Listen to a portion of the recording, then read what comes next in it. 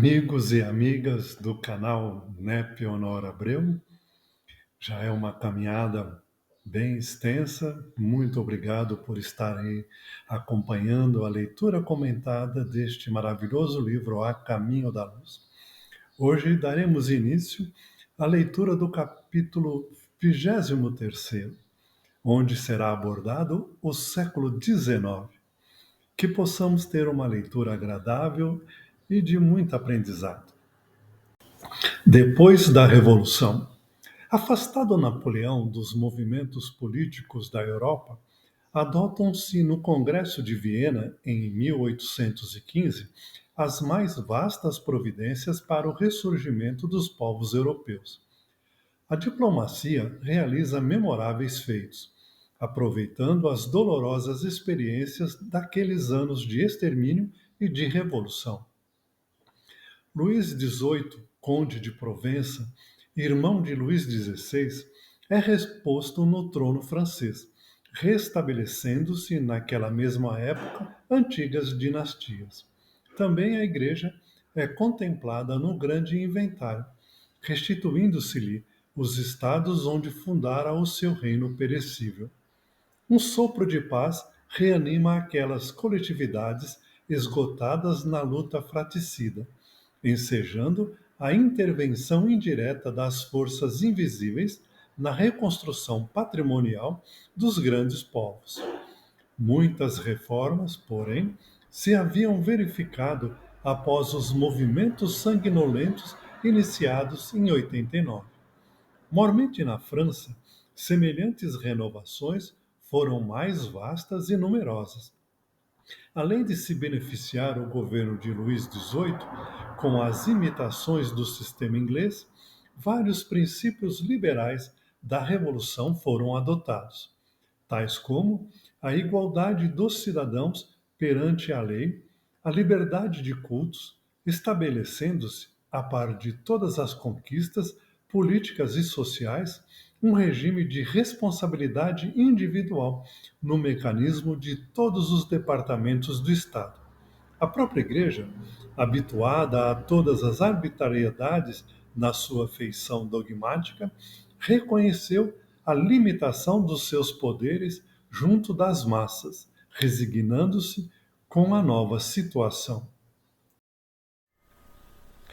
Estava chegando o momento em que a promessa do Cristo, da vinda do Consolador prometido, se aproximava.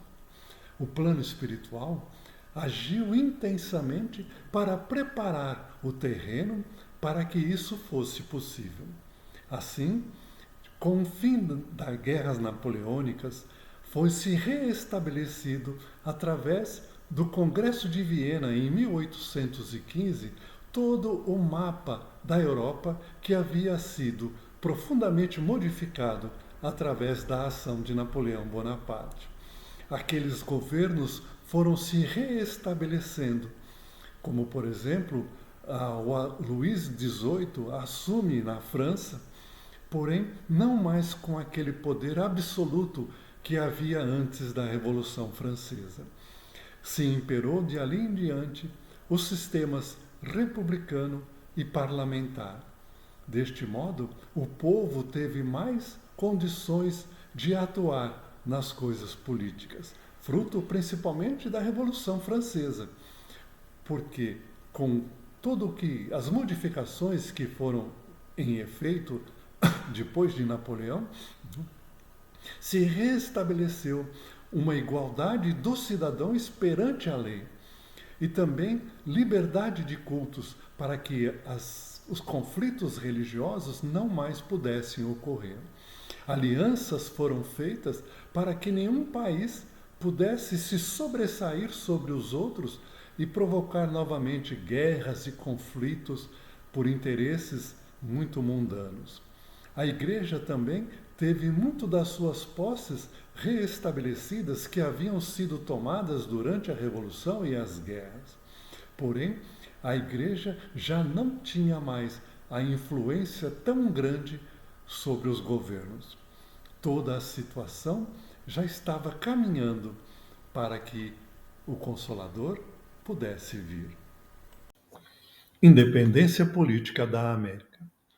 A maioria dos povos do planeta, acompanhando o curso dos acontecimentos, procurou eliminar os últimos resquícios do absolutismo dos tronos, aproximando-se dos ideais republicanos ou instituindo o regime constitucional com a restrição de poderes dos soberanos. A América, destinada a receber as sagradas experiências da Europa para a civilização do futuro, busca aplicar os grandes princípios dos filósofos franceses à sua vida política, caminhando para a mais perfeita emancipação. Seguindo o exemplo das colônias inglesas, os quatro vice-reinados da Espanha procuraram lutar pela sua independência. No México, os patriotas não toleraram outra soberania além da própria.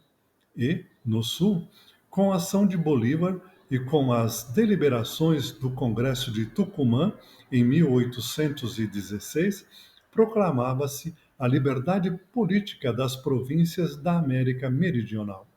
O Brasil, em 1822, erguia igualmente o seu brado de emancipação com Pedro I, sendo digno de notar-se o esforço do plano invisível na manutenção da sua integridade territorial, quando toda a zona sul do continente se fracionava em pequenas repúblicas, atento à missão do povo brasileiro na civilização do porvir.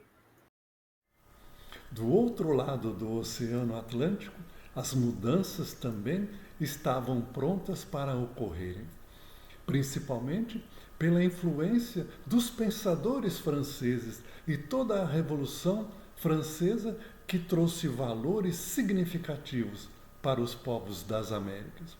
Assim, os Estados Unidos começam a sua luta pela independência, procurando se libertar da Inglaterra.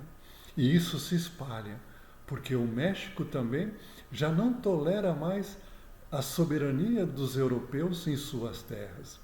Mais ao sul, Simão Bolívar também começa o seu movimento de libertação dos países latino-americanos. Em 1816, através do Congresso de Tucumã, se cria uma política de liberdade das províncias da América Meridional. E, finalmente, em 1822, o Brasil, através de Dom Pedro I, se liberta também do domínio de Portugal. Era o plano invisível que atuava em todos os países já aí mais desenvolvidos, para que o brado da espiritualidade pudesse se fazer claro e objetivo, com a missão desses países se acentuando, se definindo para o futuro que estava por vir. Allan Kardec e os seus colaboradores. O século XIX desenrolava uma torrente de claridades na face do mundo, encaminhando todos os países para as reformas úteis e preciosas. As lições sagradas do Espiritismo iam ser ouvidas pela humanidade sofredora. Jesus, na sua magnanimidade, repartiria o pão sagrado da esperança e da crença com todos os corações. Allan Kardec, todavia, na sua missão de esclarecimento e consolação, fazia-se acompanhar de uma pleiade de companheiros e colaboradores, cuja ação regeneradora não se manifestaria tão somente nos problemas de ordem doutrinária, mas em todos os departamentos da atividade intelectual do século XIX. A ciência, nessa época, desfere os voos soberanos que a conduziriam às culminâncias do século XX. O progresso da arte tipográfica consegue interessar todos os núcleos de trabalho humano, fundando-se bibliotecas circulantes, revistas e jornais numerosos. A facilidade de comunicações com o telégrafo e as vias férreas estabelece o intercâmbio direto dos povos. A literatura enche-se de expressões notáveis e imorredoras. O laboratório afasta-se definitivamente da sacristia, intensificando as comodidades da civilização. Constrói-se a pilha de coluna, descobre-se a indução magnética, surgem o telefone e o fonógrafo. Aparecem os primeiros sulcos no campo da radiotelegrafia. Encontra-se a análise espectral e a unidade das energias físicas da natureza. Estuda-se a teoria atômica e a fisiologia assenta bases definitivas com a anatomia comparada. As artes atestam uma vida nova. A pintura e a música denunciam elevado sabor de espiritualidade avançada. A dádiva celestial do intercâmbio entre o mundo visível e o invisível chegou ao planeta nessa onda de claridades inexprimíveis. Consolador da humanidade, segundo as promessas do Cristo, o Espiritismo vinha esclarecer os homens, preparando-lhes o coração para o perfeito aproveitamento de tantas riquezas do céu. Porém, os prepostos do Cristo sabiam que todo este movimento, extremamente importante e necessário, não era suficiente para que o povo pudesse compreender a mensagem da espiritualidade através do Consolador. Desta maneira, começou também um movimento muito grande, onde muitos colaboradores de Kardec, mesmo que não conhecidos pela história, começassem a reencarnar no planeta Terra com a missão de libertar a ciência das amarras da Igreja.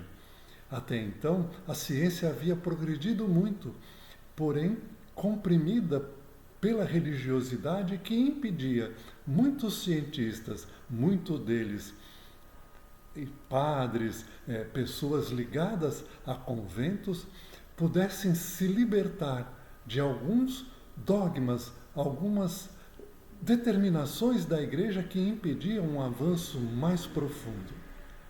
Deste modo, começou-se a permitir que a ciência criasse asas. Começou com Gutenberg, porque para que a ciência pudesse chegar mais livremente ao povo, a imprensa era fundamental. A publicação rápida e profunda de livros em grande volume, se espalhando por toda a Europa e por todo o continente americano, era fundamental para que conceitos novos pudessem se espalhar rapidamente. Vários núcleos de trabalhos começaram a surgir, criando bibliotecas, criando revistas e uma série de jornais para que esses avanços científicos pudessem atingir uma velocidade suficiente, porque se aproximava a vinda do Consolador. A literatura se enche de livros, de romances que eram inspiradores, e os laboratórios definitivamente se afastam da Igreja, intensificando assim a forma para se criar a base de sustentação da filosofia, que já estava bem avançada, da religião, que havia se libertado e havia atingido campos antes nunca imagináveis. Agora chegou a hora da ciência para dar a base da revelação, da nova revelação. E assim se começam a criar conceitos que iriam embasar a mensagem que os espíritos iriam trazer. Surge questões do magnetismo, a transmissão de som e imagem através do telefone, do fonógrafo. Aparecem os primeiros sinais da radiotelegrafia e começam a física a estudar a natureza sobre outra ótica e se começa a aprofundar os conceitos lá de trás, de muito antes de Cristo, com relação ao átomo, para dar vida e para trazer as bases científicas deste mundo microscópico, que iriam atingir profundamente o conhecimento.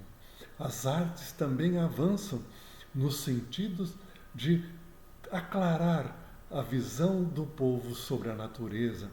E a música também começa a se elevar, trazendo uma espiritualidade muito mais avançada e fazendo com que o clima estivesse pronto para que essa dádiva do mundo espiritual se tornasse realidade para o mundo material.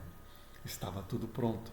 Kardec já estava encarnado com o nome de Hippolyte Léon Denisard, e tantas riquezas do céu se espalhariam por toda a terra. Isso nós veremos na semana que vem. Eu aguardo a vocês.